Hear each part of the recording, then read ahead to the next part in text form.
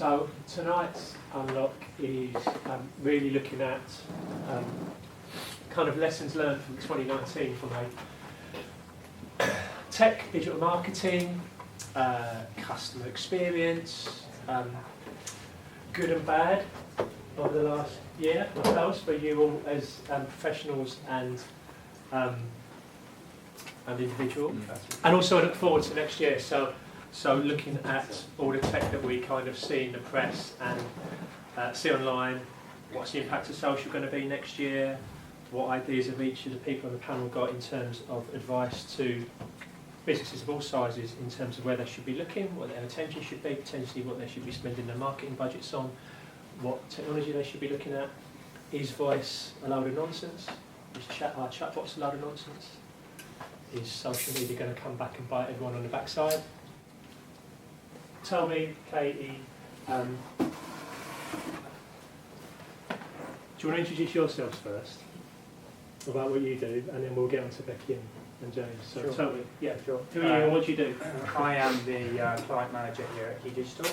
I head up the digital marketing team. My role is kind of split in terms of looking after retained clients, making sure that all the digital marketing work is delivered for them.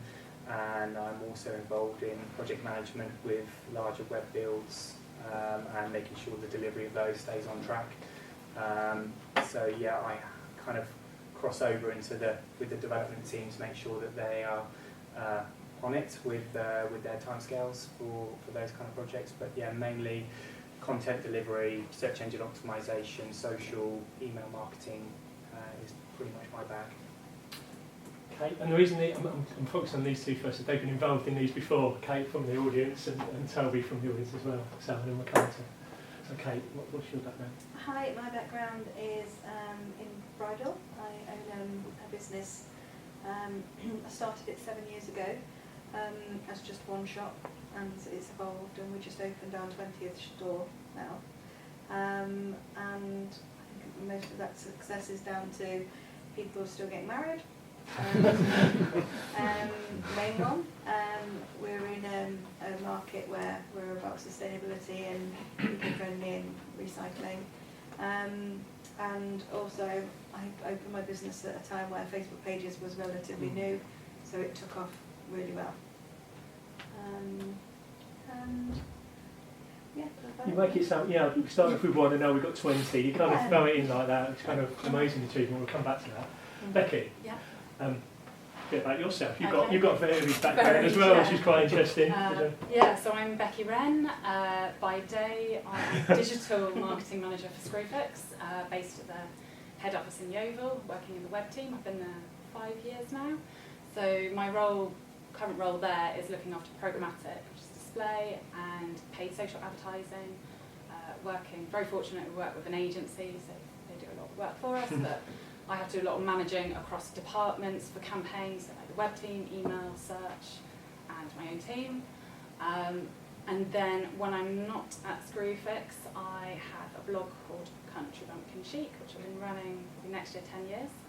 It's a country lifestyle blog. I do a lot of interviews, product reviews, working with brands and collaborating.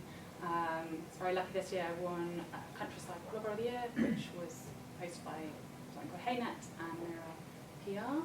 I'm also brand ambassador for Hi Ho Silver, so work with small businesses as well. So very varied from big multinational. Yeah. And actually, Screwfix today, as of today, is international. We opened our first store in Ireland. There you go. Yeah, there you go. Thank you. Yes.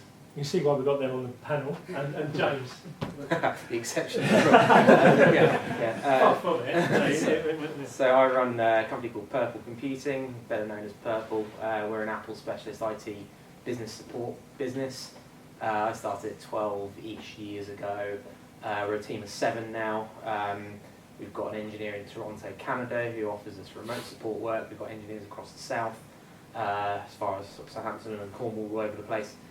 We've worked with a wide variety of clients. I would say for probably the first 5 or 6 years of trading, we didn't have 2 customers in the same real industry.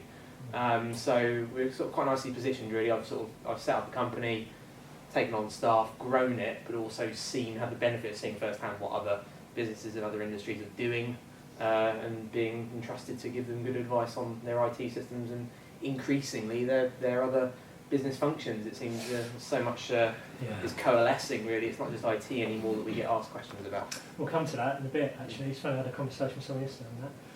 And I'm Dave, and what do? I'm a consultant, I suppose. I'm a director of a company called People Matter, who have spoke at this before. I don't know if you guys remember. Amazingly, we've won awards, and we haven't launched the product yet. So we're Startup of the Year in the South West, which is amazing because no one ever asked to see our products because we haven't launched it. So it just shows some of these awards ceremonies. It's not yours, Dave. I'm not expecting. You can't. And I used to own a couple of companies, a couple of agencies in the past, but now I just do some freelance stuff. And and I host these things for Dave and the team. Who should we start with? Toby, because you were looking at me going, don't start with me, so I'll start with you. So 2019, right, with your digital marketing hat on and your agency hat on, and with some clients in the room and other, what in 2019 has been the kind of biggest lesson you've learned from a kind of digital marketing perspective in terms of what's worked and maybe what hasn't worked? Probably a shift to other technology, and in terms of the work that we're doing here and the chats that we have in this building, it's looking at how we can incorporate voice a lot more. So the explosion of the Echoes and Google Minis, even down to Siri on your phone, whatever voice assistant you're using, how can we develop products that are integrated with those? Jamie's come up, this is not a sales pitch, this is just the situation, is that Jamie's come up with a great FAQ tool which does integrate with those voice assistants. Are people using them? In general? In terms of kind of product identification and search? I think that people are definitely more au fait and comfortable using voice assistants day to day in terms of their... They're used to it, isn't it? Yeah. So in terms of getting them to play music, ask some questions, tell a joke, the kind of trivial stuff, that is a lot more every day. Yeah. In terms of getting them to associate a specific skill to do with your particular business, I think it's still got a little bit of room to run. And that is where the kind of education needs to kind of expand a little bit, I think. So where we are developing this FAQ tool, it will link in with a specific skill belonging to that business. So you need to ask the voice assistant a specific instruction before it will release that information. But I think that will become more mainstream in the not too distant future. Okay, cool. Thank you. What about you, Kate? What have you seen in your last 12 months? Things that have really kind of hit the mark in terms of your digital marketing focus? We've always been successful on Facebook. It's always been, and it continues to be. And to be honest with you, very rarely do I change my system with that because it works, and I'm kind of a little bit scared of changing it, and it stops working because we set our targets and we hit them repeatedly. And when we speak to our friends that have got small businesses and things, we are generally leaps ahead of them. So is that demographically because brides use Facebook more than another demographic potentially? No, I think, I'm going to go on to talk about Pinterest, and I think that is going to be that all the changes that have recently come into play with their stories and things. They are, if you're not using Pinterest stories yet, learn how to immediately if you have a product to sell. We went from 40,000 unique views on Pinterest 2 weeks ago, and I just checked just before we started, and we're at 200,000. And all I've done is 3 minutes of work a day by throwing some stories on. And it's not like stories on Instagram and Facebook, it's quite different. So it'll take you a little bit to get used to if you're not already used to using those things. But yeah, Pinterest is definitely something that we've just literally in the last 2-3 weeks ready for next year. I'm changing all my systems with regards to Pinterest. Immediately over Christmas, everything's changing. And again, sorry, Kate, is that, again, do you think that is because of the nature of your business and the nature of your customers, it's a very visual thing, isn't it? It is, but I've been led by a friend that owns a toy shop, and she said, "Hey, you've got to try this." And I said, "I learnt about that a few months ago. I just haven't put it into play yet." And she was like, "What are you waiting for?" Yeah, okay. I was like, "I don't have time to learn something else." And now I've done it, and I wish I'd have started it when I went on the course about 3 months ago. So do you think you'll move from Instagram pretty much stories? You still maintain that to an extent, but your main focus will be on. Yeah, definitely. Well, all our systems, we are persistent and consistent on all of them. I know some people say find one and do it well, and we just spend a little bit of time on everything. But that's worked for us. It might not work for everybody, but we're definitely going to be making sure Pinterest will be the first thing that I check on there.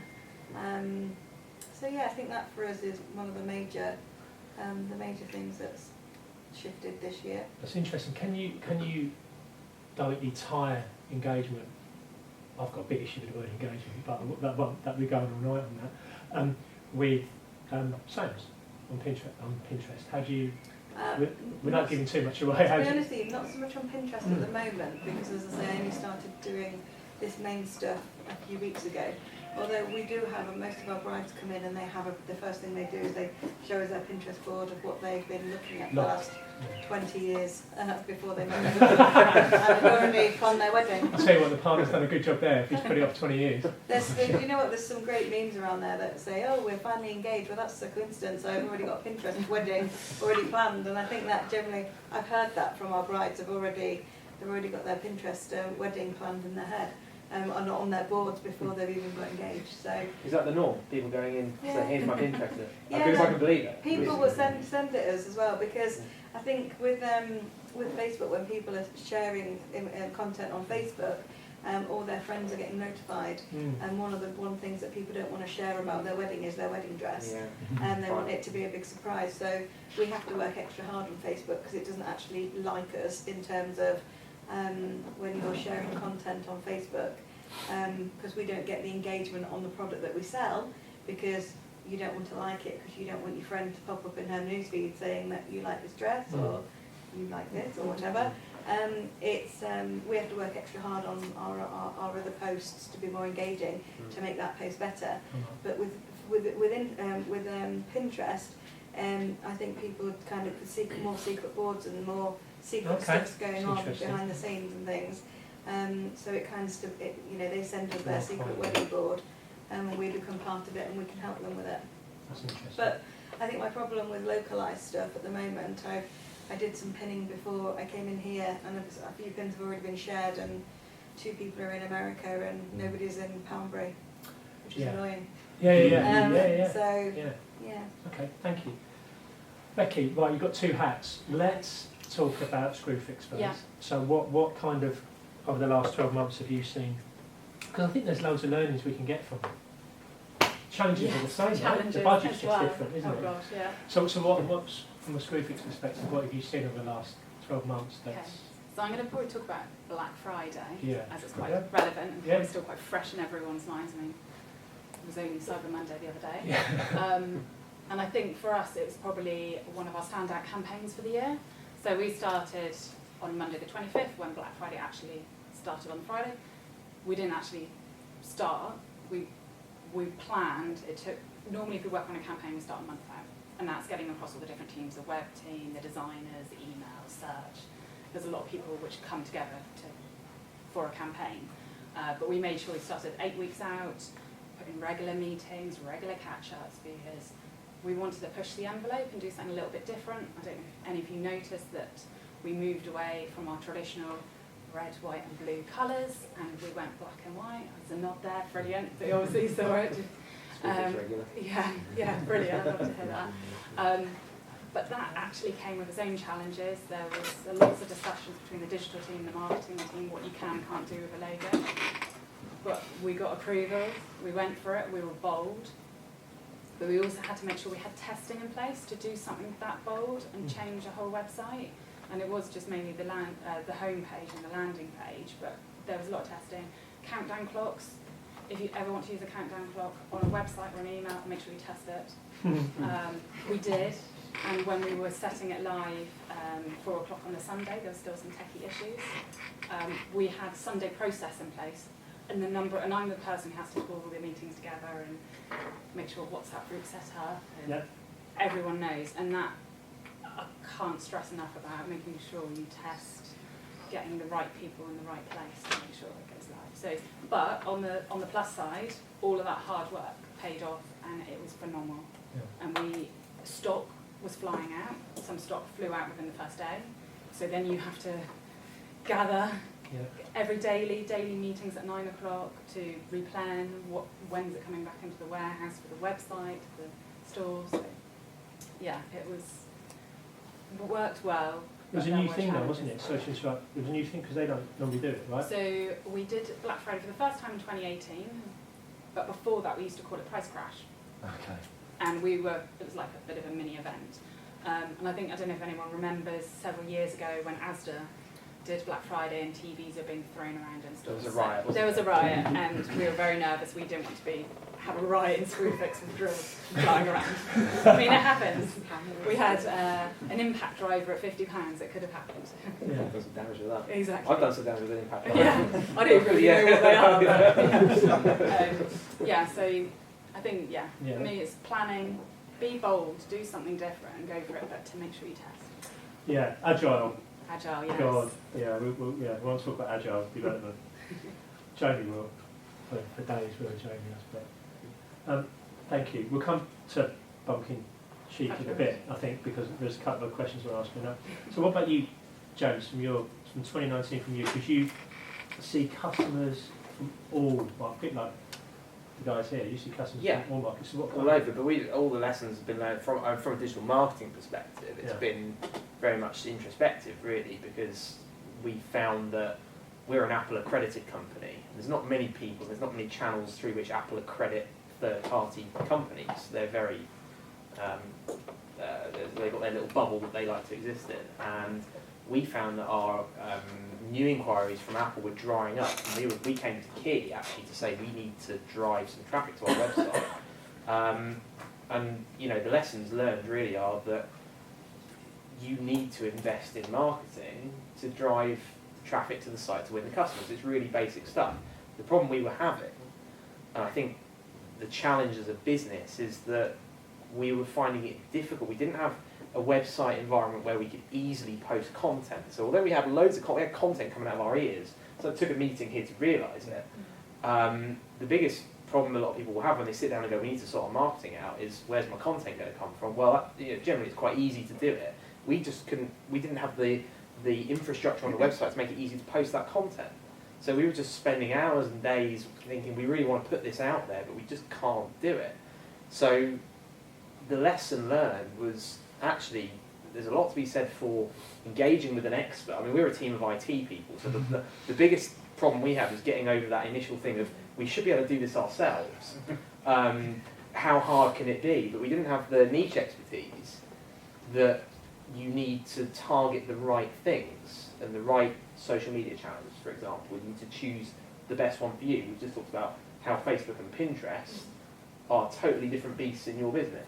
Yeah. We can't do anything on Pinterest because what we're going to do pictures of, I mean, the guy in the cupboard that does all the coding, or the or the Mac that you take a picture of that then Apple legal come down on you, so you can't post that. That's our intellectual property. So we can, we had to learn the right channels, the right way to get value from our paid advertising. But I think most of all, we said about time, having time to do these things, time to learn a different social media platform, whatever else. By engaging with these guys at Key, I created a sort of a feedback loop for myself. I can make all the decisions, but I had to be accountable to somebody to make the time to do the stuff on the website to get the results that I wanted. And actually, that we were paying you guys to deliver these results, but there's a lot to be said for that. You're paying money out to somebody, you want to get the results from You it. focus, don't you? You focus. Has anyone seen anything over the last... You mentioned chatbots, didn't you? Yeah. And I don't know, they're still quite prevalent. I think the AI is getting better. You can have a sensible-ish conversation with them. They're quite convincing. Not, you know it's a chatbot, but they're quite convincing. I mean, whether it Whether it's a long-term trend, I'd say I'm not certain. Do Screwfix use them? We've looked into it. Yeah, I'd but love to do it, but Okay. unfortunately it's like in the list of developments Yeah, down it's at down the priority. bottom. So we did actually a lot, between me and my assistant, a lot of work in looking at what other competitors or other brands were doing. So ones to look at for over Christmas is Lego. Lego Yeah. do it really well. They do everything really well with nicely. Lego. Yeah. And you just go on, you can have your price range, choose your type of Lego, who it's for, male, female. M&S ordering, they did last year, ordering for your turkey was really good. And there's a lot of makeup brands out there which get involved. I think it's gym as well. That's really interesting. Have a look at makeup brands and see what they do, because they are usually at the front of, believe it or not, at the front of kind of interaction with customers. L'Oreal did something quite a few years ago in terms of being able to apply makeup to your face, in effect via your phone. And you think, oh God, I look like a clown. But actually it was really they'd really done it really very well indeed. Okay, it was a bit of a marketing stunt, but you drove traffic to their website, you engaged with the brand, you know, and L'Oreal are one of the biggest, part of Louis Vuitton and that group, I think, so they're one of the biggest companies involved. But nevertheless, it's good. Yeah, it's interesting about chatbots. What about you, Kate? Is there anything I think that with, you've seen burn bright and disappear? well, I think with fads and with things like that. So talking about content mostly. I think small businesses and small marketeers overlook their content because, like you say, you actually had loads of content. We were writing hundreds of thousands of words Yeah. on our help desk every single week, Yeah. like just huge amounts. We just didn't have a means to put it out pipe there. it out. And I think in my industry especially, we're constantly creating content that is new, fresh, wedding trends coming up, forecasting, all this kind of thing. And actually, we've already got 7 years worth of content behind us, which we can keep reproducing. We've put in place this year your marketing schedule for the next 12 months, do it for 6 months, and then everything you put out in January, put back out in July, in the 7th month, and everything you put out in February, put back out in the 8th month, because it will be a different audience. You've got posted at a different time of day, you'll have new followers then, and of your 5,000 followers or 200 followers, they probably won't have all seen that at a different time. Yeah. And also, people forget about marketing, it's about repetition. So this constant pressure of social media and having the most perfect photo in a light box with a, you know, I think with social media trends, people want more things that aren't like fads, and they want more things that are more real. So actually bring out your content back out and just reuse it again. Authenticity, that awful Yeah. word, but you're right. The authenticity of it. Yeah. Because you spend, especially with us and from the industry that we work in, we spend a lot of time doing inspiration photo shoots to help people for their wedding or Pinterestable. We spend a lot of time doing that. And so a day out of our time, florists spend hundreds of pounds on their flowers to make it for the day, and then it's just going to die because they're flowers. And then we share the picture once a few weeks later, and then that's it, forgotten about. Yeah, gone. So actually, you know, you have all this content. My advice is, if you've got a product to sell, go and have a professional photographer come in, take 400 photographs, please, of this product. Do you know and one? then Do you know a skip- professional I photographer? do. Oh, look. And then take 400 pictures, and then that's your year's worth of marketing. Schedule it in. In fact, just take less than that. Take 200 worth of, Yeah. 200, and then that's your 6 months, and then reuse it again. Yeah. Don't overthink it. You know, it's about marketing.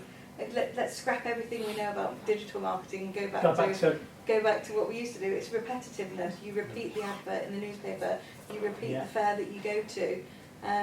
So repeat the content that you've made. You've made it. You've already put that hard work in, and you've not actually given it what it deserves. Yeah. So Yeah, I think you're right. that's probably. You can have that exercise as well with your blog content, is that you can reshare that on your social channels if you've already done it as well. Driving people back to your website is an essential part of digital strategy. So yeah, I think that's a really good tip in terms of your social Like content. a buzzword, repurposing. Absolutely. That's what they love to Yeah. hear. Throwaway culture, right? They kind of permeate. Well, wedding bridal trends, you will all be thrilled to hear, is the 80s Oh, right, okay. So I don't remember the Leg leg things. warmers. it's all back in because obviously everything comes in. Yeah, So there's always content, there's always something to talk about in trends and in fashion. yeah. So What about you? Fads. I mean, I've got a couple in my mind. We were talking about one earlier, weren't we? Ron? Yeah, what interesting one is that what was written off as a fad was QR codes, Yeah. and now I'm seeing them come back in a lot more. So they've been repurposed because your hardware on your phone can now, you don't need an app to read a QR code. You know, your camera's doing a job for you. So That was the weak point, wasn't it? absolutely Yeah, right. yeah, That you yeah. had to download an app to read the QR code. Now all the hardware providers have that ability built in. So the opportunity for you as business owners to have app placements with your touch points with your customers, you should be thinking about that in terms of driving them back to good content either on your website, or ideally if you're thinking about an app, actually the easy way to download our app, just point your phone at the QR code, and that's something that we're really trying to push with the app builds that we're doing. Is usually they're B2C businesses that actually, if you've got people in that environment, you actually have that touch point with them, just to plaster a QR code around your premises where that is. I was at a training session last week, and the presenter at the end, he was like, right, I want you to, there's a QR code on the screen and the web link, and he says, I want you, before you leave here today, to fill in this feedback form through the QR code, because I know as soon as you walk out, an hour later, I've got feedback. Yeah. And Yeah. it was really powerful. Yeah. And it was there, job done, don't have to fill in a form, or Yeah. when I get back to the office, do it online, it's Yeah. done, dusted. TripAdvisor have started doing it. Okay. QR codes. So when you leave reception at a hotel, you've got beep, and you Yes. can just do it there and then. Yeah. Which is quite interesting for parks, parks at hotels. Beep. Okay, done. And then you can capture it, hopefully when you're in a good mood, before they've had a crap journey in the car, stuck in a motorway for 4 hours going home. Okay, thank you. So what about next year? Right, I want you to fill in the dots. Okay? So this we'll start with James, right? So 2020 in tech terms, digital terms, however you want to frame it, is the year of the what? I'm going to be boring. Cyber security. Yay, thank you. Next.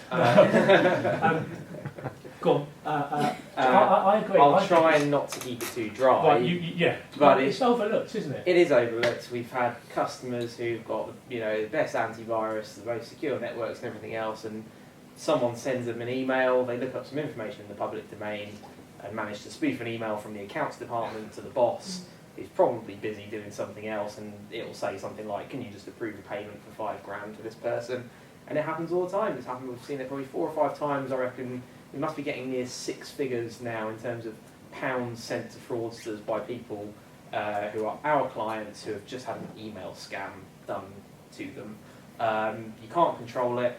Social engineering through and through. Yeah. It doesn't matter what software you've got or what systems you've got in place. On the plus side, people are becoming a lot more aware on password management. And I'm becoming a lot richer. Yeah, we're becoming a lot richer. Yeah. That Bulgarian bank account is really, really coming into its own, isn't it? But the fact is, consumers and end users are becoming more password aware. You've got password managers now that people are using. You've got two-factor authentication coming in, and really, in particular, two-factor authentication, where you get texted a code when something comes in, you're trying to log into something and only you've got your phone, literally. That's the only way to stop it. And I think there's an increasing awareness. The numbers are horrendous in terms of total number of billions sent to fraudulent bank accounts every year. I think awareness is going to go up, and I think that'll be a big thing. Thank you. So speak to James about security. Well, yes. Dave, you need to speak to him. Becky, with your take your screw fix hat off and put your kind of bunking. Good, that's shoe. fine, that's what I was Excellent. going So, for. so, Yeah, so what's the year of? So I'm thinking the more small brands. Yeah. Is UGC, so user-generated content. So thinking of brands such as Hi-Ho Silver, what they do really well at, and I know I can see more brands doing it next year. They don't have big marketing budgets, and you don't need a big marketing budget for one of the things they do. And they do it really well on Instagram. Is when a customer posts a picture of them in their jewellery, they will, if you tag them, they will then share it onto stories. which means other people see it and it has a greater reach in number of impressions. It makes that customer feel good, it gives them a bit of an endorphin kick, and then it encourages others to do it as well. And also, one of the nice things about that brand, or Hi-Ho, is they don't, can't think of the right word, putting it politely.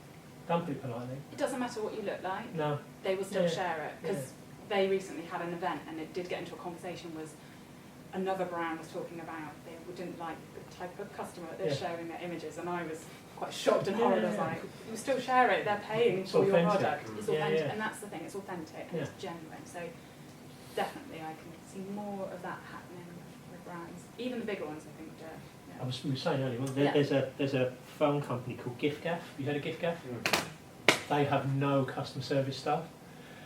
Any problem on their network, their customers answer the queries from other customers. So they made a conscious decision. They said, right, if you answer customer queries, we'll reduce your bill by 10%. So obviously, everyone's kind of supporting the inquiries. They calculated that would cost less money than having a big customer service centre answering calls on inquiries. User-generated content, so user-generated support, which is quite interesting. They're now owned by one of the big boys, but nevertheless, that was quite interesting. Okay, so what about you? So 2020 is the year of ... I would say stories. Okay. Yeah, definitely. On Facebook, Instagram, and Pinterest. Fast content which you can look at, and it's there, and it's to the point. It's personal. It's impersonal. It's everything. And again, it's authentic. It's that word again, isn't it? Yeah. And again, engagement. Just echoing what you're saying. One of the main things that we encourage people to do constantly is be social. Get engaged. On social media. It's literally in the name, social media. We don't just create content and put it out there. We need people to be social about it and talk about it, because if you're not, then they won't help you with it. As in, the algorithms, they You can't just sit back. Yeah, it's the simplest thing. You have to be social on social media, I think. I think definitely with Instagram and algorithms, Yeah. people are seeing more engagement through stories and IGTV than they are through their posts. Yeah.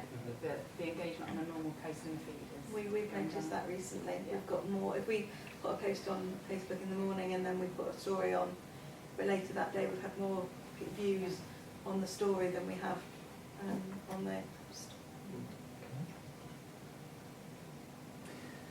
I'm going to echo what Dave said in his presentation, that it's going to be down to personalisation.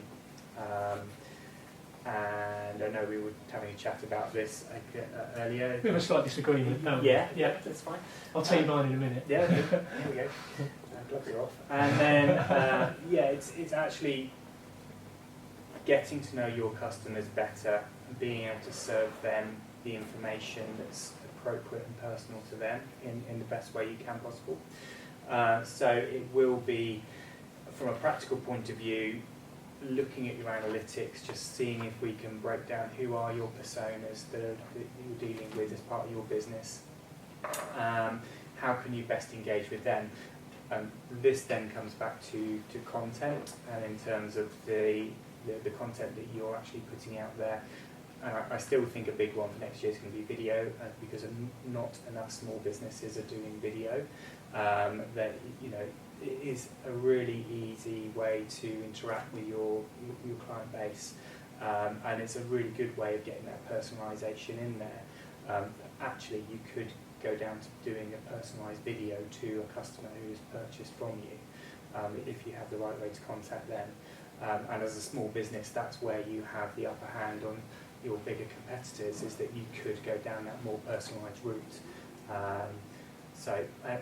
And in a way, it's then getting them to come back and leave you the online reviews, because if you can get that word of mouth and actually get that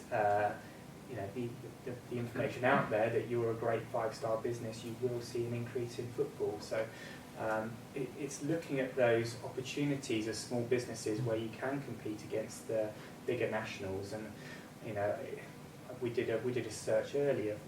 We looked at tile shops, Weymouth, and I've done a lot of work with Claire and Steve in terms of building up the number of reviews you've got, and they've got 50 5-star reviews versus Tops in Weymouth who's got 1 5-star review. There's an opportunity where you can actually really inspire your customers to give you that feedback and give them that customer service that actually a national competitor will struggle with. You've touched on one. I think next year or the year after that, it's going to be privacy.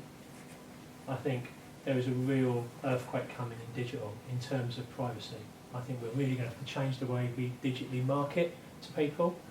People are becoming more aware of you don't need cookies to work your way around a website.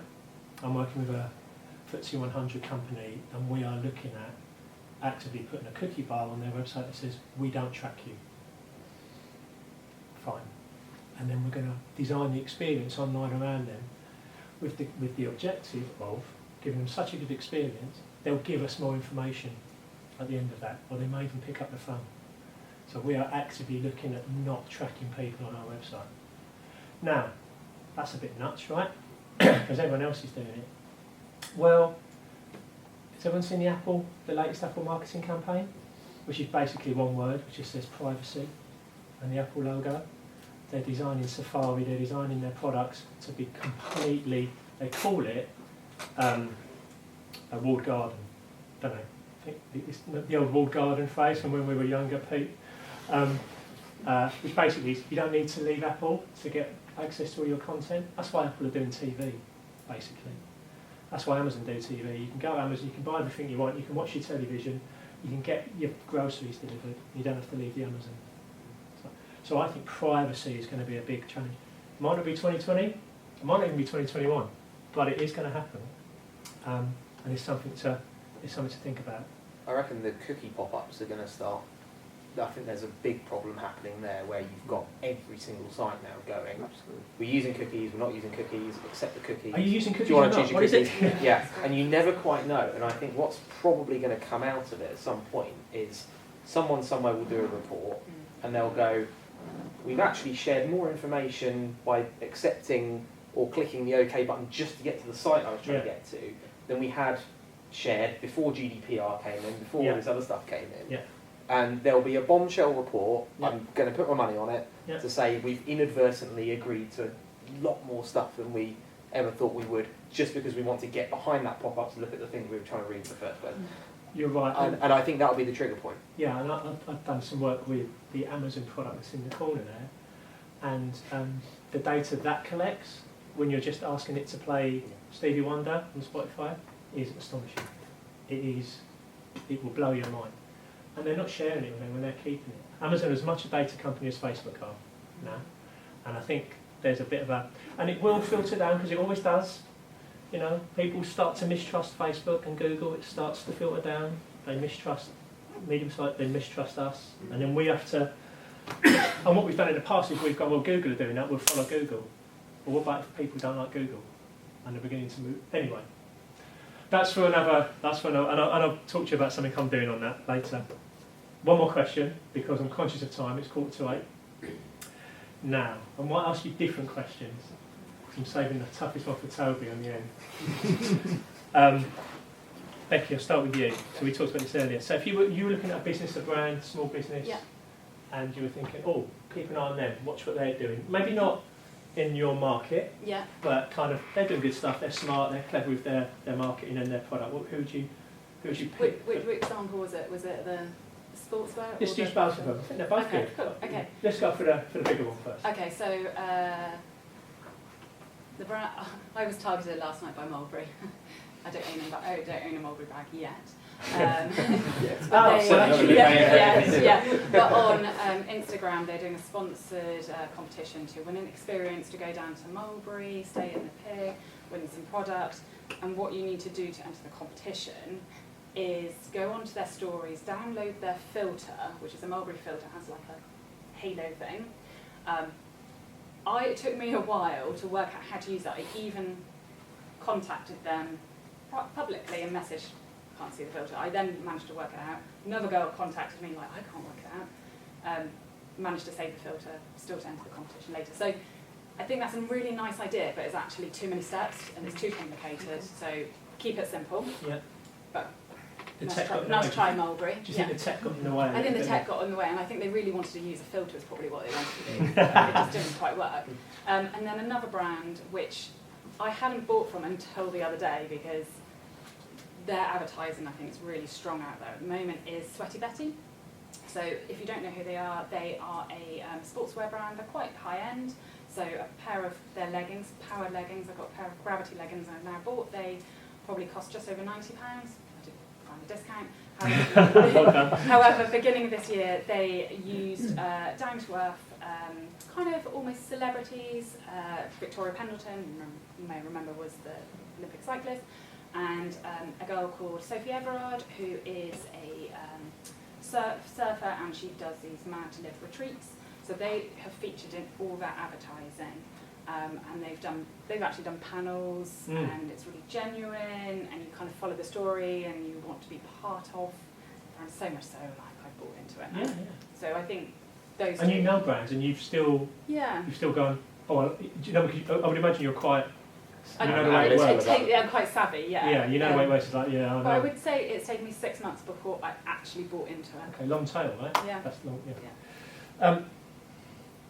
James, what about you? I mean, what kind of? We talked about the security aspects of it, but we had a chat a couple of weeks ago, and you get involved in all different types of aspects of people's businesses, don't you? Just by people phoning up and going, I've got this problem.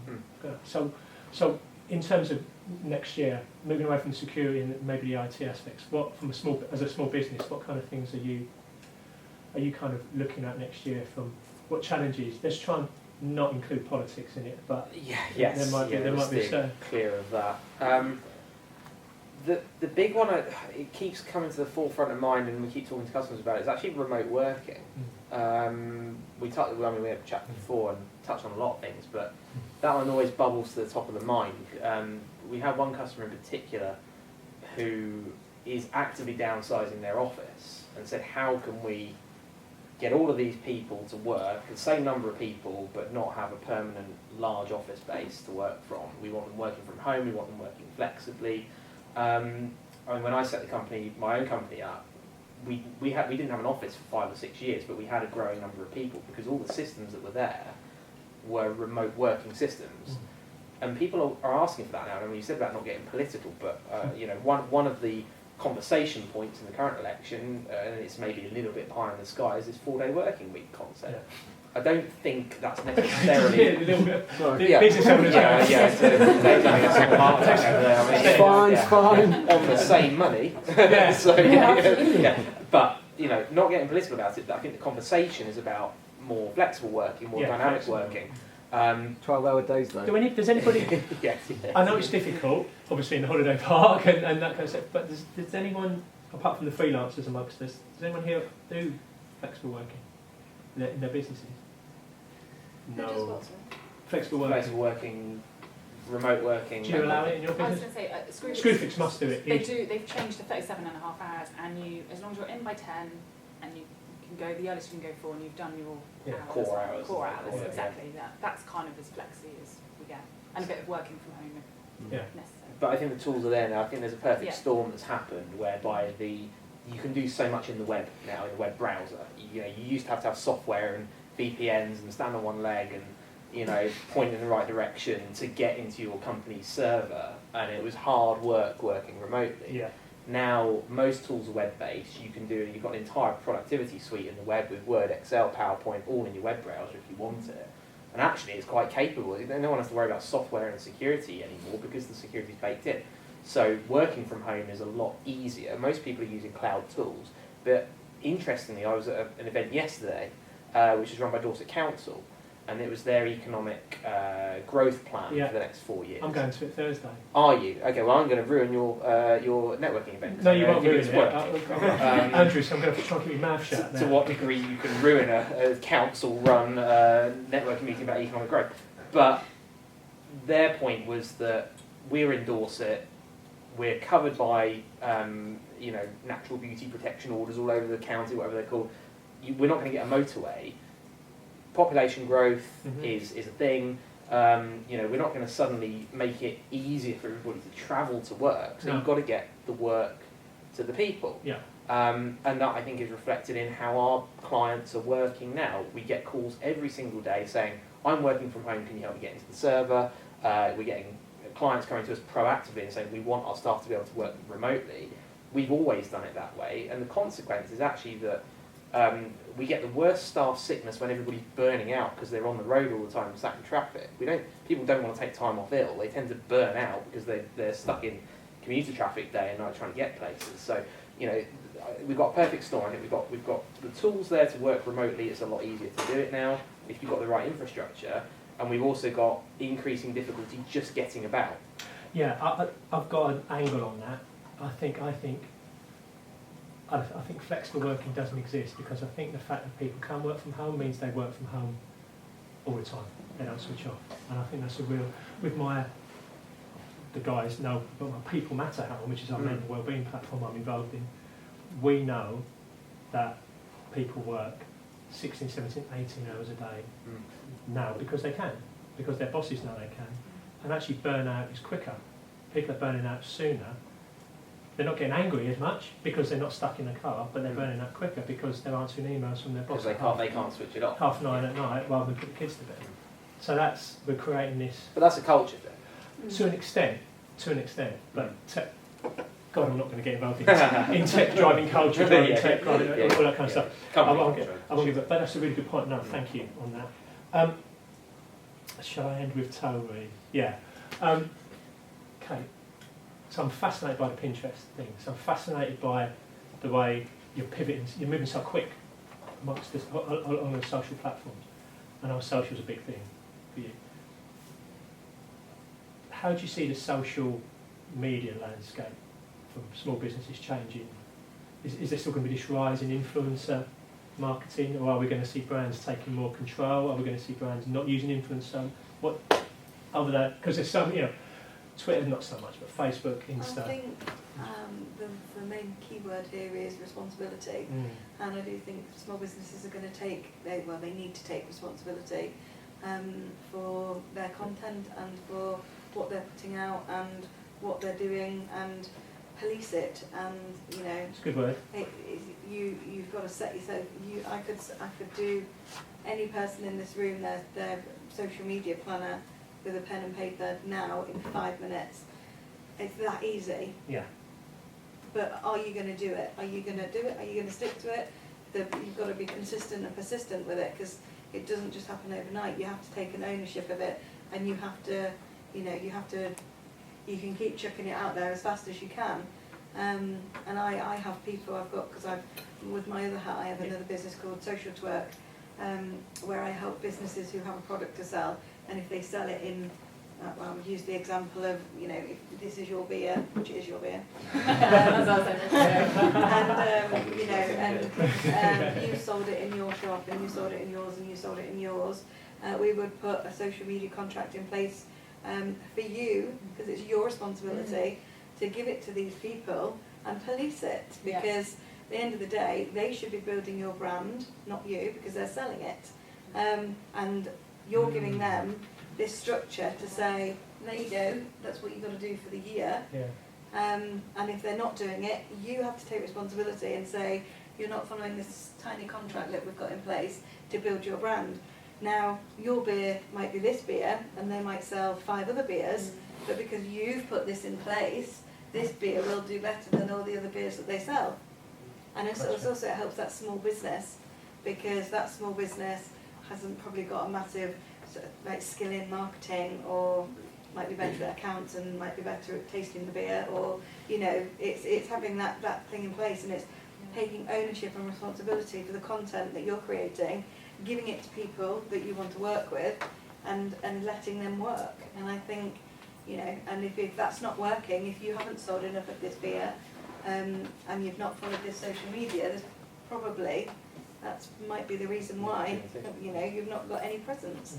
So you won't be selling it next year, but thank you very much, and move on to the new shop that's just popped up around the corner, that is really good at putting stories out, who you've been managing for a year and auditing them for a year without them even knowing it.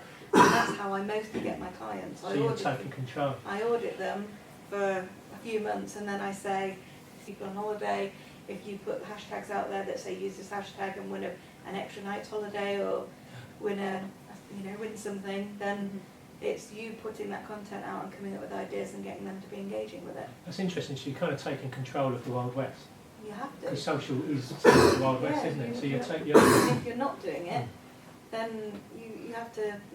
Sadly, one of my clients, their stockists, they've known them for 20 years, but they've made 2 sales in the last year.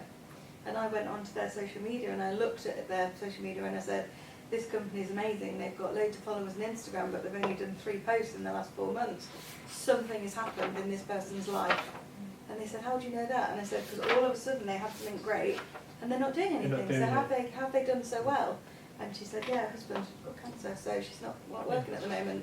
So she said, how did you know that? And I said, because it's evidently there. I've analysed the data by just going, something's happened to this person's life and there's a real person behind it that can't take ownership and can't take responsibility because life's got in the way.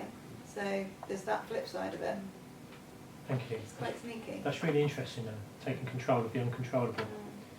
I just want to give you one tip actually. If you have got competition on Facebook, if you have a Facebook page, and this is a really big tip that I learned a few years ago, if you go into Insights from your computer, and you can scroll down to the bottom of the Insights and it says add pages to watch. So if you are a holiday park and you scroll down and add all the 5 local holiday parks, it'll instantly give you how many posts they've done and what their engagement is. So watch your competition, because if their engagement's better than yours, you need to be doing a bit more work. So I obviously follow my local bridal brands, and I make damn sure that I'm at least 3,000 ahead of them every month. And I am. That's accountability, right? You make yourself accountable. Responsibility, go and watch them. Also bloggers, where you're advertising. Magazines coming to you and saying to you, can you advertise, can you pay us for this advertising? We've got a really great social media reach, we do this. Oh, okay. Add them to your watch list. Well, actually, no, you haven't. I've got more social media reach than you. You should be paying me. Yeah. So are you going to put your money with them, or are you going to find another blogger or another magazine that's got more engagement? It's there, it's available for you to see. You can see it.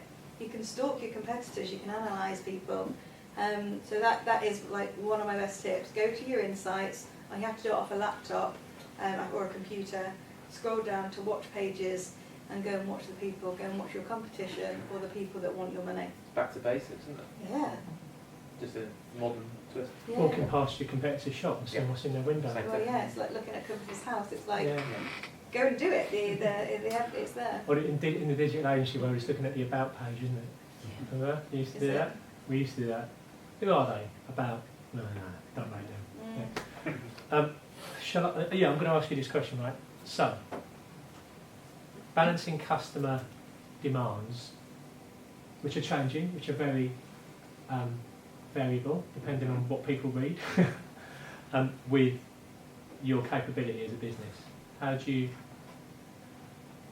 balance that? How do you, as a kind of small business owner, or a head of client services? Okay. So I would,